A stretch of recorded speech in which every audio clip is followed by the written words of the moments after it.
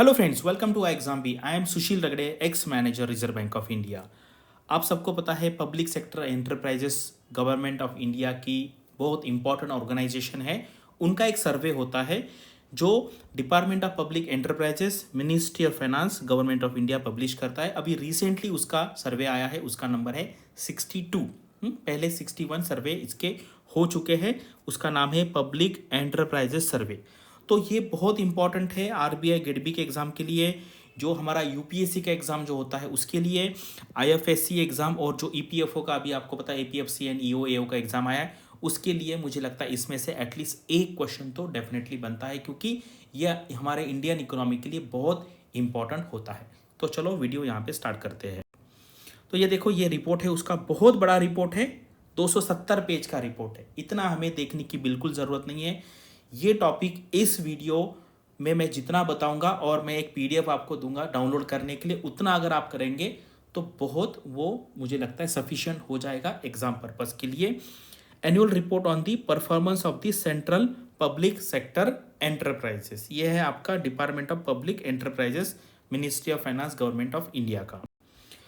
तो CPSC chapter number 1, CPSC and Indian economy, ये introduction है। टोटल नंबर ऑफ सीपीएससी देखो कैसे, मतलब अभी अगर आप ऐसे देखा जाए ना तो ये नंबर है 389 है। यहाँ पर नंबर ऑफ ऑपरेटिंग कितने हैं, ये ऑपरेटिंग है, यानी कि आपको पता है नंबर उसका थोड़ा सा डिक्रीज हो रहा है।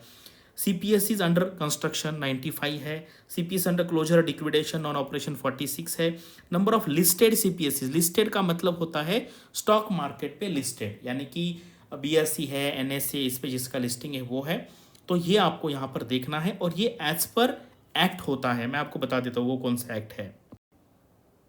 ये जो सेक्शन है ना, section 2 sub section 45 of the companies act 2013 defines government company to mean any company in which not less than 51% of the paid up share capital is held by the central government or by any state government or governments, or partly by central government and partly by one or more state governments, and includes a company which is subsidiary company of such a government company। देखो मतलब ये ना definition में आ सकता है। हम कभी कभी हमें लगता है कि सिर्फ सेंट्रल गवर्नमेंट का होना चाहिए। एग्जाम में ऐसा अगर थोड़ा सा ट्विक करके क्वेश्चन आ गया ना कि सेंट्रल गवर्नमेंट या स्टेट गवर्नमेंट या उनका मिक्सचर ऐसा करके आएगा तो भी वो बनेगा। तो ये एग्जीक्यूटिव समरी है, ये टोटल 3 पेज की है। मैंने यहाँ पर बस आपको एक सैंपल दिखाया है। पूरा जो है यहाँ पर मैं आपको 10 एमसीक्यूज बताऊंगा जो इंपॉर्टेंट है, वो पीडीएफ में दिए हुए। यहाँ पर मैं सिर्फ आपको 2 सैंपल के लिए दिखा दूंगा, क्योंकि उसमें एक्सप्लेन करने जैसा है नहीं। देखो कभी कभी ना मुझे लगता है कि जो जीए के एमसीक्यू की क्लासेस होते हैं ना, लोग देखते हैं चलो इंडिया के पीएम कौन है, नरेंद्र मोदी जी है, यूएस के प्रेसिडेंट कौन है,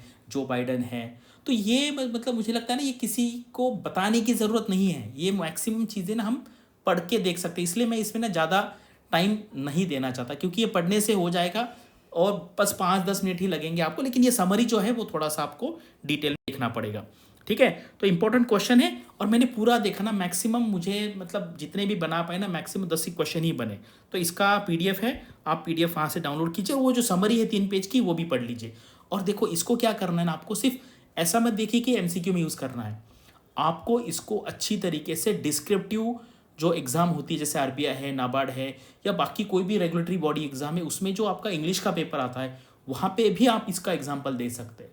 क्योंकि क्या है ना, आप हवा में बात करेंगे ना, गवर्नमेंट की कंपनीज अच्छी कर रही है, ऐसा नहीं होगा। आपको अगर नंबर देंगे आप ना, तो आपका जो आंसर है उसको वेटेज आएगा। देखिए, which sector had the highest share in terms of revenue generated by central public sector enterprises, ठीक है। तो यहाँ पर यह है मैन्युफैक्चरिंग सेक्टर। कभी कभी क्या है ना, थोड़ा सा आप अंदाजा भी लगा सकते हैं, क्योंकि मैक्सिमम ये कंपनी ना आपकी मैन्युफैक्चरिंग सेक्टर में ही है। तो इस तरीके से मैंने देखो, अभी ये है ना, इसमें मुझे नहीं लगता कोई ज़्यादा एक्सप्लेन करने की ज़रूरत है, इसलिए फिर मैंने वो दिया है, वो बस देख लो, आपका काम वहाँ पर हो जाएगा। और ये 10वां नंबर का क्वेश्चन है, which is the loss making CPSC as per the 62 public enterprises सर्वे 21-22। तो ये है बीएसएनएल। आपने देखा होगा बीएसएनएल के बारे में एक रिवाइवल पैकेज भी आया है, तो ये आ सकता है यहाँ पे एग्जाम में, क्या, क्योंकि ये उस रिपोर्ट से ये लिया हुआ है।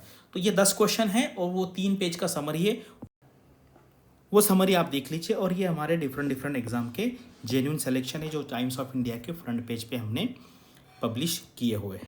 तो बस ये है, ये जो टॉपिक है इसको आपको मैक्सिमम 20 मिनट देने हैं, ठीक है। 10 क्वेश्चन वो अच्छे से याद करना है, 3 पेज का समरी, और अच्छे से एक A4 साइज का पेज ले लो, उस पर लिख लो, फिर बाद में ये फिर PDF देखने की ज़रूरत नहीं, बस वो पेज आपका एक रहेगा, बस आपको उसको बार बार रिवाइज करना है। तो कोई भी वीडियो आप देखते हैं, कोई भी आप पढ़ते हैं ना, तो उसका आप शॉर्ट नोट्स बनाना पड़ेगा, अदरवाइज फिर वो सारा वेस्ट जाएगा। तो ये मैं फिर से आपको यहाँ पर बता रहा हूँ, ठीक है।